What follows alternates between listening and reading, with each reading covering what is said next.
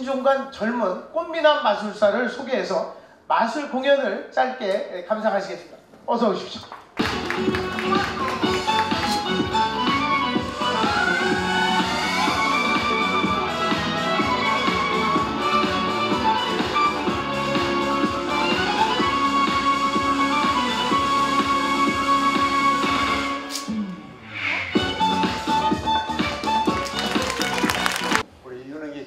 모시겠습니다.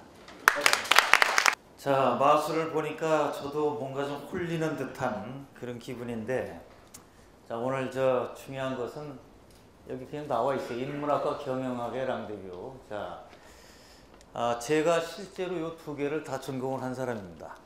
제 전공이 심경학인 건 아시죠? 학부에서 심리학, 대학원에서 경영학, 합치면 심경학. 그러니까 정확하게 지금 이렇게 만난 거예요, 지금. 자, 그리고 이게 중요한 의미가 있는데, 자, 우선 이 교환을 제목을 보시면 이 길에 답이 있다, 이 길에. 근데 이제 이거는 제가 오늘 강의하기 위해서 가장 중요한 주제가 바로 이 길입니다, 이 길. 달을 잇자. 대한민국의 운명을 바꿀 만한 의제가 뭐가 있을까? 그래서 제가 찾아낸 것이 저는 뭐냐면 바로 협업, 영어로 콜라보레이션. 젊은 사람들은 콜라보라고 줄여서 얘기하는 건데 여기 완전히 빠졌어요. 자, 빠진 이유 중에 제일 처음에 생각한 것은 바로 여기 나와 있는 그대로입니다. 융합, 인문학, 경영학뿐만 아니라 모든 것의 융복합이 일어나는 것이 인류 문명의 대세다. 이 정도로 활발한 융복합이 일어난 적이 없습니다, 인류 역사에. 그 다음에 또 한 가지 여러분 아실 것은 수직적 위계사회가 수평적 사회로 완전히 전환이 됐어요. 인류 문명은 수직적 사회로부터 수평적 사회로 바뀔 것이다. 더 설명할 것도 없어요. 이미 다 바뀌었어요. 인텔이라는 말을 많이 썼잖아요, 이게. 어느 수준으로 인텔리전스가 맞느냐. 근데 지금은 상대방 머리 스캔해봐야 아무 소용없고 제일 먼저 중요한 거는 이 사람이 지금 기분이 좋은 상태인가 안 좋은 상태인가.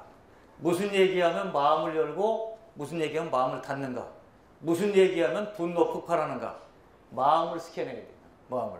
여러분들이 사람 만나자마자 아무리 지식이 탁월하고 정보가 많은 사람이라도 그 사람 바로 설득 못 시킵니다. 소통을 하려면 마음으로 소통을 해야 돼요. 힐링이라는 말이 한국 사회에 언제 나타났어요? 이게 힐링이라는 말을 아주 광범위하게 이게 확 퍼져 쓴 지는 제가 볼 때는 한 10년 정도. 그 이유는 뭐냐? 힐링, 마음의 치유. 마음고생하는 사람이 많아지니까. 자, 그래서 여러분이 잘 보시면 육체노동, 정신노동, 감성노동인데 마음 아픈 사람들이 늘어나고 심리학이 왜 뜨느냐? 여기 최 박사님 계시지만 심리학이 바로 뭐냐면 인간의 마음과 행동을 연구하는 학문이기 때문에 뜨는 거예요, 지금. 스펙 좋다고 뽑았더니 일을 못해요. 팀업, 왕따 당하고, 대형 사고 치고, 왜 이런 일이 벌어지느냐? 바로 제가 볼 때는 마음의 경제를 모르기 때문에 이 바뀐 걸 빨리 알아야 돼요. 왜냐? 인간은 이성적 존재이기도 하고 감성적 존재이기도 한 겁니다. 그러니까 여러분이 이성만이 인간이 갖고 있는 모습이 아닌 거거든요, 이게. 행복감은 뭐냐? 감성이죠. 사랑은 뭐냐? 감성이죠. 그 여러분 잘 보시면 이런 거래요. 제가 7, 8년 전에 쓴 책의 제목이 매력이 경쟁력이다. 요 호감을 여기다 집어넣으면 호감, 매력이 뭐냐면 도깨비 매자를 씁니다. 도깨비처럼 다른 사람의 마음을 사로잡는 힘이 어원입니다. 이게 매력이라고요. 어쩐지, 왠지, 과학적으로 설명을 할 수 없지만 느낌이 좋아. 이게 매력이거든요, 이게. 2차 대전이 끝나고 나서 곧바로 뭐냐면 미국과 서방세계, 소비에트 연방과 동구권이 서로 나눠져 가지고 자본주의, 공산주의, 자, 이렇게 체제가 쪼개진 거죠, 이게. 근데 수십 년간 엄청난 대립과 갈등을 겪더니 1991년부로 소비에트 연방 해체, 동구권 국가들 국가부도로 끝났어요. 그러니까 문명 비평가들이, 역사학자들이, 사회학자들이 이거 뭐예요? 왜 망한 거야? 근데 망한 이유를 두 개를 찾아냈어요. 만든다고 봐요, 제가 볼 때는. 첫째 뭐냐? 경쟁을 한 데는 살아남았고 경쟁 안 한 데는 망했다. 이유는 경쟁을 하면 혁신이 되기 때문에. 기술 혁신, 생산성 혁신. 경쟁 안 한 데는 혁신이 안 돼요. 그래서 신자유주의 물결은 인류 문명의 수십 년짜리 체제가 붕괴되면서 사람들이 뭐냐면 경쟁이 미덕이다. 그 다음번에 시장을 이대로 하자. 그래서 민영화가 쫙 일어납니다. 독과점 없애고 다 경쟁 체제로 갑니다. 그때 나타난 사자성어가 여러분 듣기에도 정말 아찔아찔한 무한 경쟁이라는 사자성어를 듣게 됩니다. 원래 경쟁은 있었지만 무한경쟁 체제는 요번에 생긴 거예요. 20년에서 25년. 무한경쟁 앞에 수식어가 붙었습니다. 수식어가 뭐냐? 국경 없는 무한경쟁. 지금은 융복합 창조가 80% 이상을 차지합니다. 협업 역량이 조직의 운명을 좌우한다. 용어가 바뀔 텐데 아마 제가 볼 때 금년 하반기부터는 신문에 매스컴에 협업업체라는 말이 무수하게 나올 겁니다. 자, 제가 건의한 게 이런 겁니다. 대한민국 민관 협업 포럼을 만듭시다. 대기업, 중소기업, 벤처기업 다 참여하고 안행부, 산업부, 미창부, 기재부까지 다 참여합시다. 대한민국 협업 대상 만듭시다. 지속가능 경영 대상도 있는데 협업 대상, 정부기관, 공기업 평가할 때 협업으로 평가합시다. 협업문화 캠페인, 협업교육, 협업 전문인력 육성, 대한민국 협업 컨퍼런스. 자, 뭔지 아시겠죠? 이제 제가 볼 때는 새마을운동은 이제 후발국가한테 넘겨줘야 됩니다. 우리가 하던 방 잘 다듬어가지고 진정한 제2의 새마을운동은 바로 협업입니다. 제4의 물결도 협업입니다. 저는 제가 대한민국은 협업을 잘할 수 있는 충분한 역량을 가지고 있고 우리나라 중견 중소기업도 얼마든지 협업 역량을 가지고 있어요.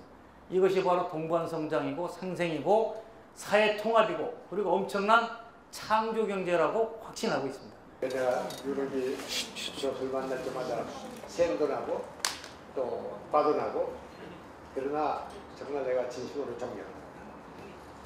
저도 여기에 끼웃거리는 데가 참 많은데 우리 윤 교수 이야기를 들을 때마다 항상 새로운 자극이 되는 거예요. 저한테는 정말 가짜코도 또 물고도 가짜온 멘토 역할을 잘해 주시니까 이번 사고를 수습하는 과정에서 보여주었던 여러 가지 모습들이었는데요. 네, 그동안에 공직에도 관계에도 이제 한 3년 넘게 재직을 공직을 하셨는데요. 그 안에 경험을 토대로 해서 이런 그 콜라보레이션이 원활치 못했었던 것은 어디에 그 원인이 있었을까요? 자, 협업이 이런 거예요. 제가 볼 때는 정부의 문화인데 운영 측에도 그랬지만 문화가 뭐냐면 우리 부처에서 당신 부처를 건드리지 않을 테니 당신 부처도 우리 부처 타치하지 마. 그 말씀하신 그 3단계의 그런 마음경제에 입각해서 협업이 정말 진정한 의미의 협업이 되려면 그 협업에 참가하는 주체들이 어떤 마음가짐 아니면 어떤 노력을 구체적으로 실천을 해야 되는지 그 부분이 사실은 좀 많이 궁금합니다. 진짜 중요한 질문을 해주셨는데요. 그래서 아까 제가 사실은 이게 한 2시간 정도 강의 분량을 압축을 해서 한 건데 제일 앞에 마음의 경제를 왜 했을까? 협업을 하려면 마음이 움직이지 않으면 협업 못해요. 우리가 이런 걸 할 수 있죠. 예를 들어서 분임 토의를 하든가 협업 발굴 워크숍을 하면 젊은 사람들이 아이디어가 얼마나 많아. 이런 사례를 보여주고 우리 어디하고 협업하면 좋을까? 그러면 다 찾아낸다. 어디로 가자. 거긴 뭐 기업끼리도 가능하고 NGO도 가능하고 문화예술단체 가능하고 진짜 재미난 거 찾아낼 거야.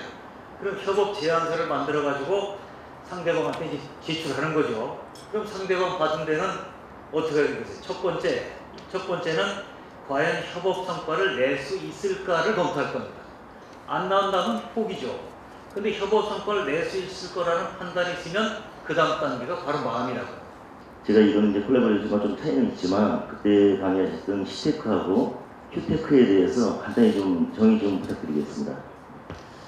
자, 제가 1983년도에 정보전략연구소라는 걸 차려서 제3의 물결이 밀려올 때 사실 그때 저로서는 엄청나게 빨리 움직인 거죠.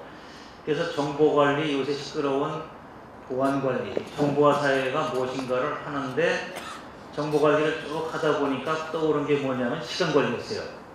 근데 그 왜 그러냐면 정보는 양보다는 질이다. 근데 아무리 질적으로 우수한 정보도 시간과 밀접한 관련이 있다. 왜냐하면 시간을 놓치면 그 정보는 가치가 없어지거든요, 이게. 그래서 정보화 사회를 버티는데 가장 중요한 건 두 날개인데 하나는 정보관리, 또 한 가지 시간관리. 제4의 물결이라는 여러분 아마 상당히 충격적으로 하나 들렸으리라 생각이 드는데 여러분들도 사실은 이제 이미 우리는 시작이 되었습니다. 다만 그걸 오늘 우리가 정말 이 멋있는 강연을 통해서 체계적인 논리적인 머리가 잘 정리가 된다는 것을 특히 고맙고요.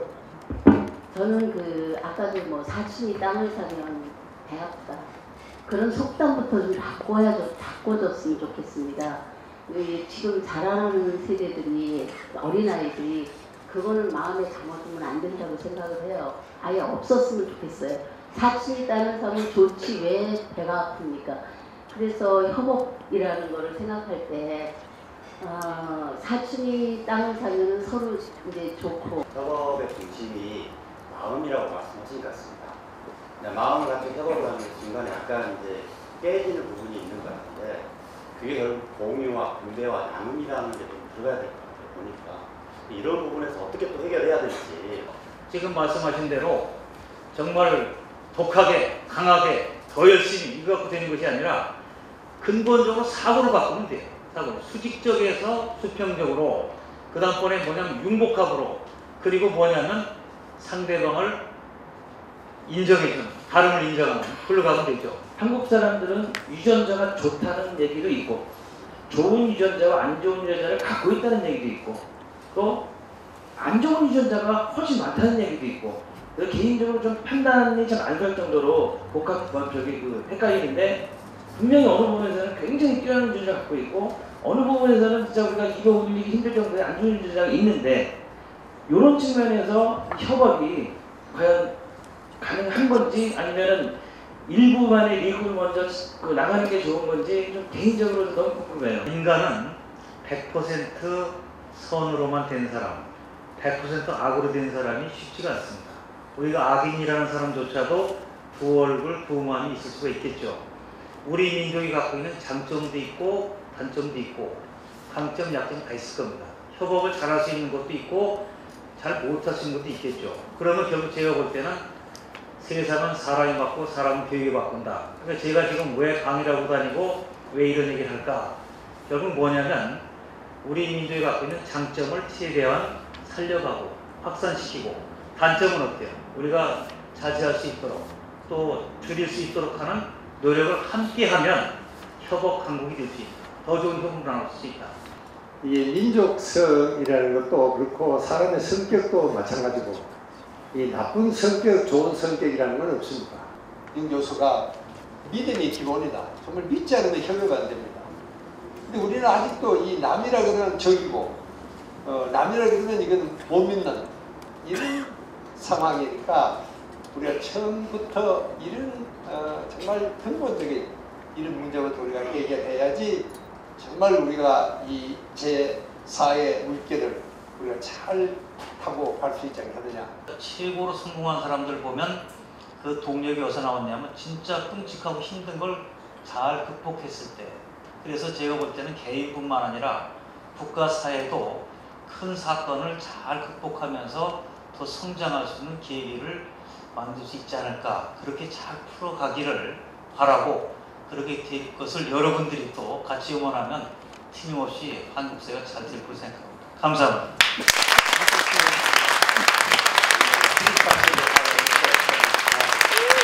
좋다. 최고야!